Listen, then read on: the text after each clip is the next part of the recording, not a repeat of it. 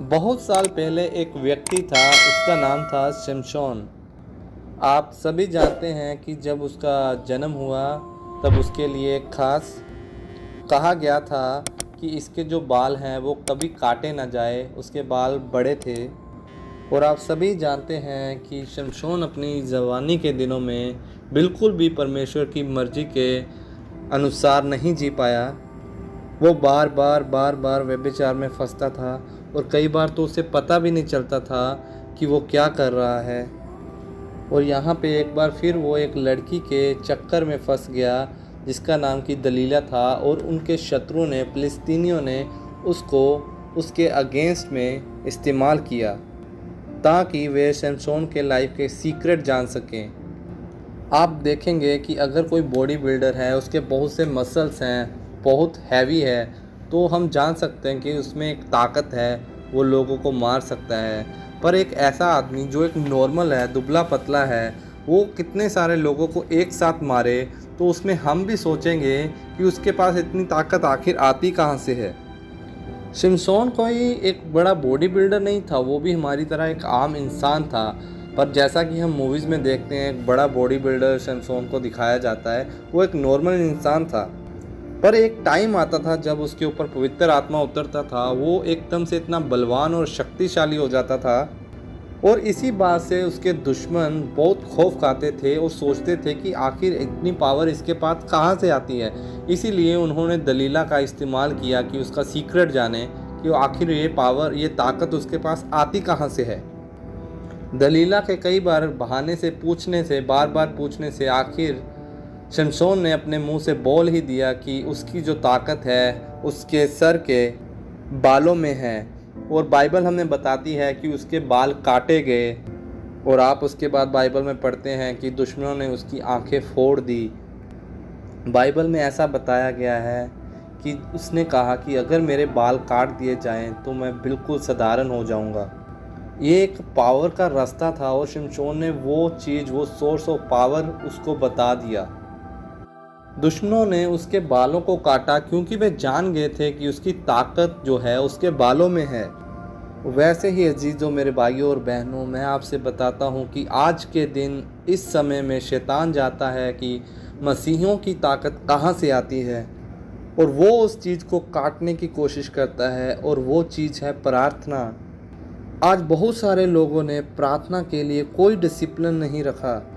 जब उनका मन करते हैं वे प्रार्थना करते हैं, जब टाइम नहीं मिला तो वो प्रार्थना नहीं करते हैं। अगर आपका पड़ोसी या कोई बाहर से कोई आपका फ्रेंड आता है आपके पास उस समय में और आपको बोलता है चलो कहीं बाहर चलते हैं, तो आप क्या बोलते हो परमेश्वर को कि मैं जा रहा हूँ। और या फिर आप ये बोलते हो कि पहले मुझे प्रेयर करना है, आप 1 घंटे के बाद आओ, मुझे पहले प्रेयर करना है।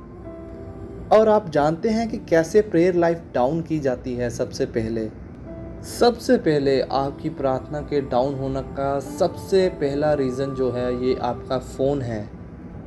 अगर वो आपको कहेगा कि प्रार्थना बंद कर, कि वो जानता है कि ये नहीं करेंगे। वो बहुत चतुर है, वो जानता था कि हवा को कैसे गिराना है। वो सब जानता था कि वो कैसे सांप बन के उसको भरमा सकता है, और उसने कैसे अय्यूब को मारना है। यहाँ तक कि अय्यूब की पत्नी भी कहती है उसको प्रताड़ परमेश्वर को और मर जा, क्योंकि अय्यूब प्रभु में उसके साथ चलता था। और शैतान जानता था कि ये सुसाइड नहीं करेगा, इसलिए उसने उसकी बीवी के थ्रू उसको कहलवाया कि तू मर जा। और आप देखते हैं प्रभु यीशु मसीह को स्टार्टिंग से उसकी भविष्यवाणी, उसके आने से पहले से ही वो उसको मरवाने की कोशिश करता है। हेरोदेस के द्वारा उसने कितने बच्चों को मरवाया। फिर जब प्रभु यीशु मसीह 30 वर्ष के बाद जब उन्होंने सेवकाई शुरू करने से पहले फास्टिंग की, फास्टिंग के बाद 3 बार शैतान ने फिर उनको परखने की कोशिश की, उनको उलझाने की कोशिश की, उनको पर्वत से छलांग लगाने की कोशिश की। यहाँ तक कि प्रभु यीशु मसीह को शैतान ने कहा कि वो उसके आगे झुके, उसको सजदा करे तो दुनिया की सब ऐशो आराम शोहरतें वो उसको देगा। पर वो भूल गया कि वो परम पिता प्रधान का बेटा, इकलौता बेटा है, जिसने उसको वचनों के द्वारा भगा दिया वहाँ से। उसके बाद उसने अंतिम कोशिश फिर से की कि वो उसको क्रॉस पे ना मरने दे। वो डायरेक्ट नहीं बोल सकता था क्योंकि उसको पता था कि वो उसको फिर से डांटेगा, इसलिए उसने ये काम पतरस के द्वारा किया। उसको बोलने के लिए कहा कि नहीं, मैं तुमको क्रॉस पे नहीं मरने दूंगा। तब प्रभु यीशु मसीह ने कहा पतरस को, ऐ शैतान मुझसे दूर हो। वो आपके बारे में भी सब जानता है कि आप स्पिरिचुअल लाइफ में कैसे डाउन होंगे। सबसे पहले वो आपको बिजी करता है। वो जानता है कि आप नहीं मानोगे अगर वो डायरेक्ट आपको बोलेगा कि दुआ मत करो। फिर वो आपको अलग अलग चीज़ों के द्वारा आपको दुआ में पीछे करता जाएगा, कभी दोस्तों के द्वारा, कभी फ़ोन में बिज़ी होकर, कभी चैटिंग के द्वारा, या तो फिर वो कभी कभी आपकी फ्रेंडशिप ऐसे लोगों से करवा देगा जो आपको ऑल डे बिज़ी रखेंगे, कॉल करेंगे, आपके साथ टाइम स्पेंड करना चाहेंगे। सीधा सीधा बोले तो वो आपको प्लेजर में रखेगा, आपको एक अलग खुशी में रखना चाहेगा कि जो आपको सूट करे। और अगर आप इससे बचते हो तो फिर वो आपको दूसरे तरीके से बिज़ी करेगा। वो आपको किसी मुश्किलों में डालने की कोशिश करेगा, घर की परेशानियों में उलझाएगा। उसका सबसे मेन टारगेट होता है कि इसको सोचने पे मजबूर किया जाए, इसको सोचने में बिज़ी रखा जाए। सबसे पहले आप अपने आप को जांचिए कि आप कहाँ पे बिज़ी हो, कि उसने आपको कहाँ पे बिज़ी कर रखा है। और बिज़ी होने के बाद आप देखेंगे कि आप में एक ठहराव, ठंडापन आ गया है। फिर आपको ये दुआ, प्रार्थना और बाइबल पढ़ना कुछ खास अच्छा नहीं लगेगा। आप ऐसा फील करोगे कि ये तो मैंने कल भी पढ़ा था, ये तो सेम है, ये 2000 साल तक से सेम है।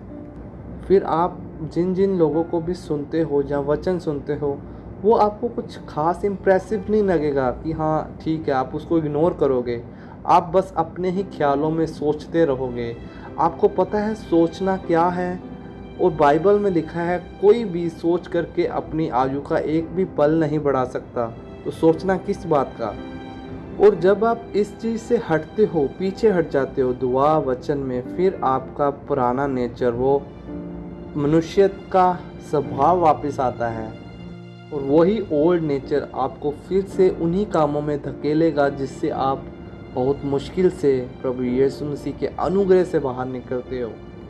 मैं आपसे एक बात कहना चाहता हूँ कि डिसिप्लिन बहुत ज़रूरी है।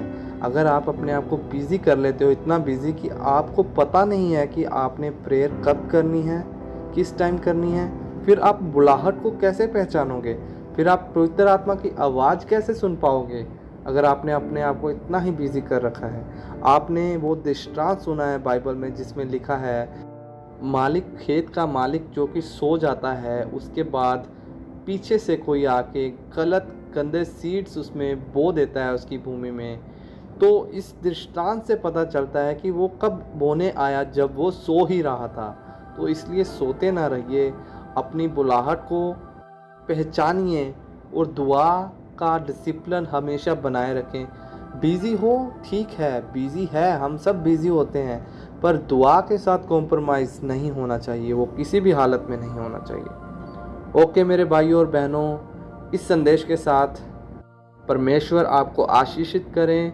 फिर से एक नए संदेश के साथ जल्दी मुलाकात होगी। तब तक के लिए गॉड ब्लेस यू।